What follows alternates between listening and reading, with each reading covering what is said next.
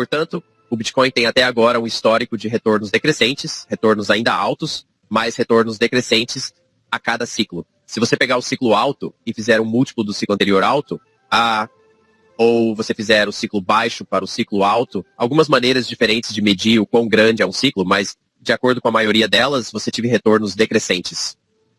Uma das coisas surpreendentes é uma espécie de quebra de senso, ou seria se você obtivesse um ciclo superior ao ciclo anterior. Isso nunca aconteceu antes, e ainda estou indeciso se isso vai acontecer dessa vez ou não. Mas se isso acontecer, um dos fatores que acho que seria relevante para que isso acontecesse são os ETFs. No momento da produção deste vídeo, o preço do Bitcoin atingiu o seu valor máximo histórico.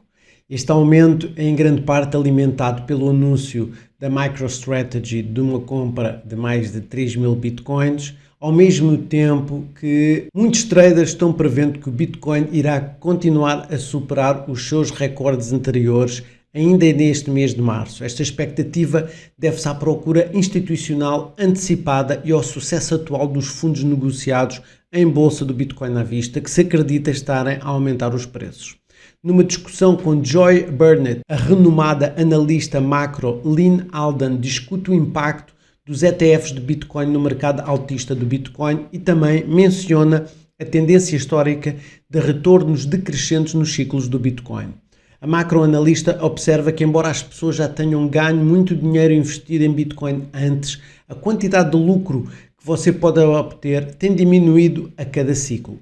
Cada vez que o preço do Bitcoin sobe ou desce novamente, os retornos que as pessoas têm conseguido obter investindo nele estão diminuindo. Alden sugere que se o Bitcoin quebrasse essa tendência e atingisse um ciclo que ultrapassasse os máximos dos ciclos anteriores, seria um afastamento significativo dos padrões históricos. Alden acredita também que se surgir um mercado altista, é mais provável que os ETFs o amplifiquem. Ela observa que a existência dos ETFs amplia a acessibilidade do Bitcoin a vários tipos de capital, elevando potencialmente o seu impacto para além do que seria sem os ETFs.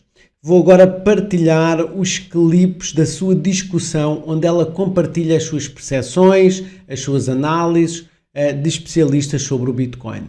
Ao partilhar estes clipes, peço o vosso apoio, esmaguem o botão de curtir, subscrevam o canal, porque o vosso apoio realmente ajuda o canal a chegar a mais pessoas que gostam de cripto, tal e qual como vocês. Espero que você goste do vídeo e vamos lá à entrevista.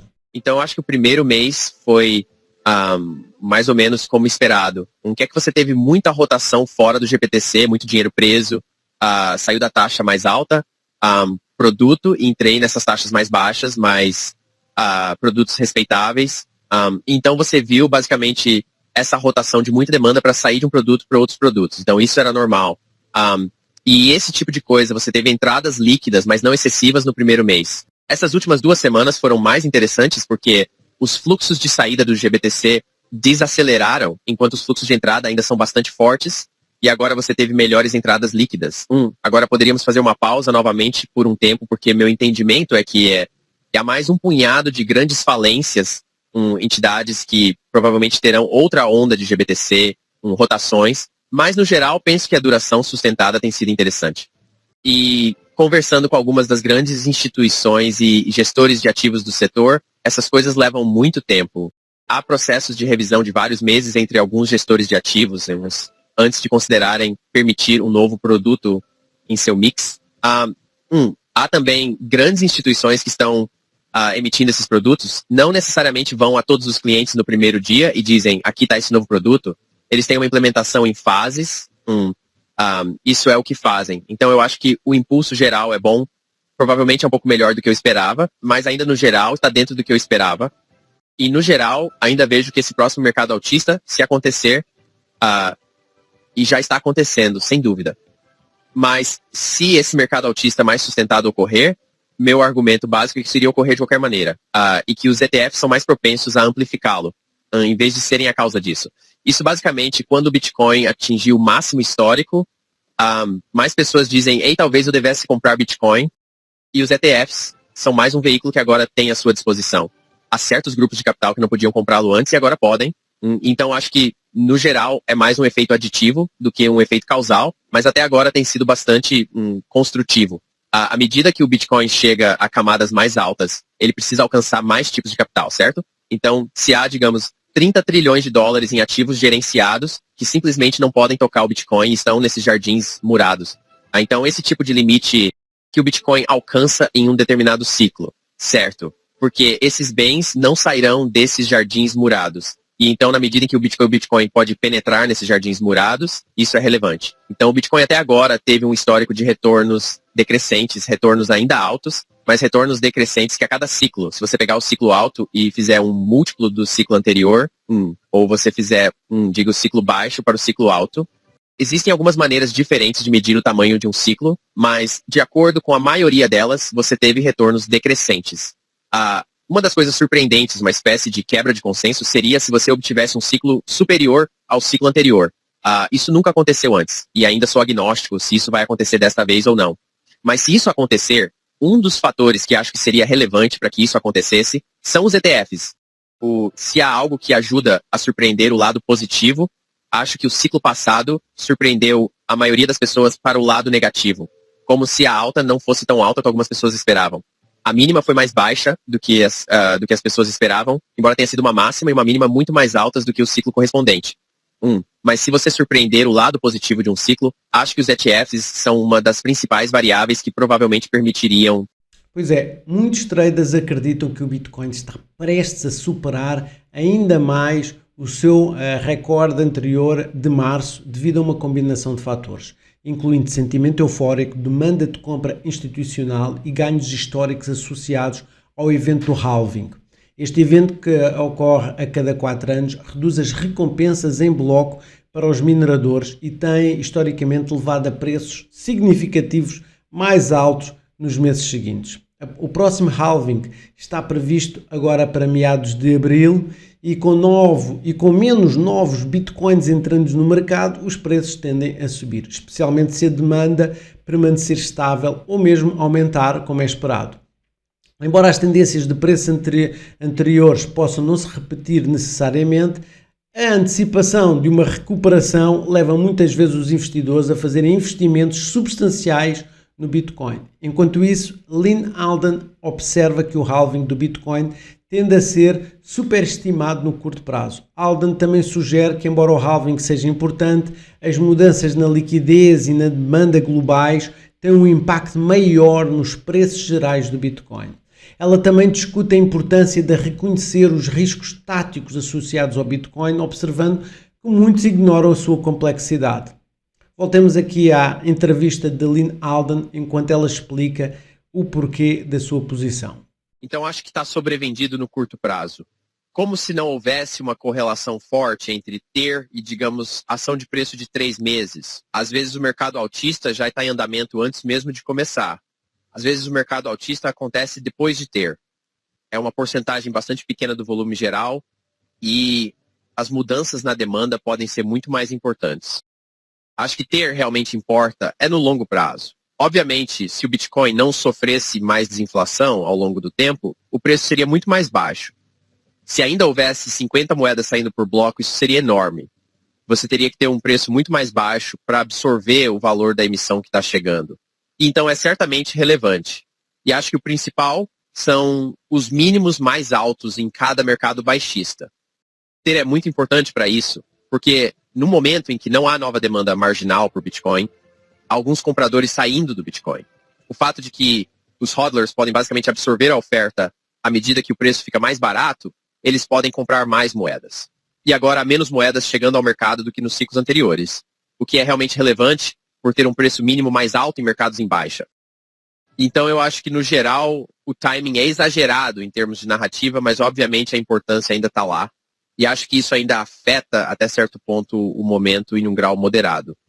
Eu só acho que os indicadores gerais de liquidez global tendem a estar mais correlacionados com o preço do Bitcoin, o que faz sentido porque a redução pela metade determina alguns bilhões de dólares em emissões anuais a preços atuais, enquanto mudanças de demanda podem afetar centenas de bilhões de dólares.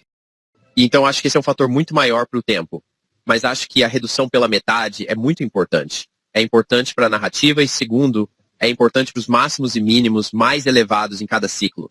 Então eu acho que muitas pessoas na área não prestam necessariamente atenção ao risco técnico da maneira que deveriam.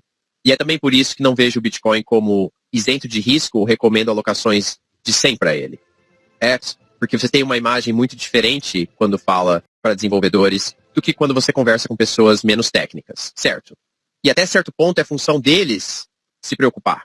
Deveríamos estar preocupados. Se eles não estiverem preocupados, é uma boa maneira de encarar a questão. Mas há muita complexidade subjacente e isso também remonta a um dos primeiros pontos sobre os quais falamos nessa discussão, a importância de manter o Bitcoin simples, porque reduz o número de coisas que podem dar errado. Portanto, em 2018, há um erro involuntário de inflação que foi corrigido antes de ser explorado. Você pode imaginar um cenário em que isso foi explorado antes de ser corrigido. E talvez isso não mate o Bitcoin, mas talvez faça o Bitcoin retroceder 10 anos. Talvez isso prejudique tanto a reputação do Bitcoin, mesmo entre alguns defensores de longo prazo dele, que dizem, bem, eu realmente não fio mais no código Bitcoin, por exemplo. De certa forma, é um sistema antifrágil, mas isso só vai direto ao ponto. É como se o que não te mata te tornasse mais forte, mas você ainda precisa ter certeza de não ser morto, certo? Um parafuso na cabeça não o torna mais forte.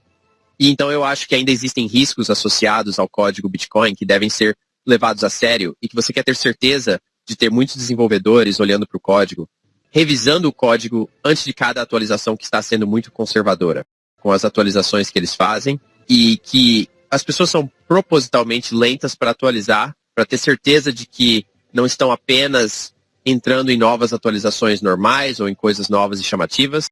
E assim, abaixo da superfície, ainda existe complexidade técnica. Embora queiramos minimizá-lo tanto quanto possível como usuários, os desenvolvedores querem mantê-lo o mais simples possível, robusto quanto possível. Mas isso ainda é algo que precisa ser considerado e é diferente de, digamos, ouro, por exemplo. Ouro, você tem ouro em sua casa. Não vai a lugar nenhum. Embora o Bitcoin dependa da internet, ele depende do funcionamento do código subjacente, depende de um punhado de coisas que continuam funcionando bem. Portanto, é de certa forma uma tecnologia mais aspiracional, é uma tecnologia mais otimista, e isso traz certos riscos ao longo do caminho. Brian Legend, CEO da Hetic Labs, comunicou ao CoinDesk que a antecipação em torno do Bitcoin normalmente resulta no aumento de atividade de compra ou o que é comumente referido como FOMO, Fear of Missing Out, medo de ficar de fora. Os investidores antecipam uma diminuição na oferta, levando a aumentos de preços que, juntamente com uma recuperação antes da colheita, contribui para o início do novo sentimento de alta no mercado. No entanto, Legend observou que o período que antecede o halving apresenta um momento oportuno para os investidores obterem ganhos de curto prazo. Enquanto isso, Ryan Lee, analista do Big Get Research, sugere que, faltando apenas poucos dias para o halving e expectativas num corte das taxas de juros do Fed no final do ano ou durante o ano, os preços do Bitcoin provavelmente irão subir e poderão atingir continuadamente valores máximos históricos este mês e nos próximos. Além disso, Lee destacou que o volume da negociação dos 9 ETFs do Bitcoin nos Estados Unidos atingiu um recorde de vendas na semana passada, indicando um forte sentimento de alta entre as instituições. Na terça-feira, os ETFs de Bitcoin negociaram coletivamente 2 bilhões, com o IBIT da BlackRock registrando mais de 1,3 bilhões em volume diário de negociação pelo segundo dia consecutivo. Que fatores você acredita que estão impulsionando o recente aumento do preço do Bitcoin? Você concorda com os insights de Lyn Alden? Sinta-se à vontade de expressar as suas ideias na secção de comentários abaixo, que eu adoraria saber a sua opinião. Se você encontrou valor neste vídeo, por favor, mostre o seu apoio, esmague o botão de curtir, inscreva-se no canal para obter conteúdo adicional esclarecedor sobre criptomoedas, finanças, que eu coloco aqui todos os dias. Obrigado por assistir, espero vê-lo ou vê-la nos próximos vídeos. Como sempre, bons investimentos e tenham um resto de dia fantástico. Tchau, tchau.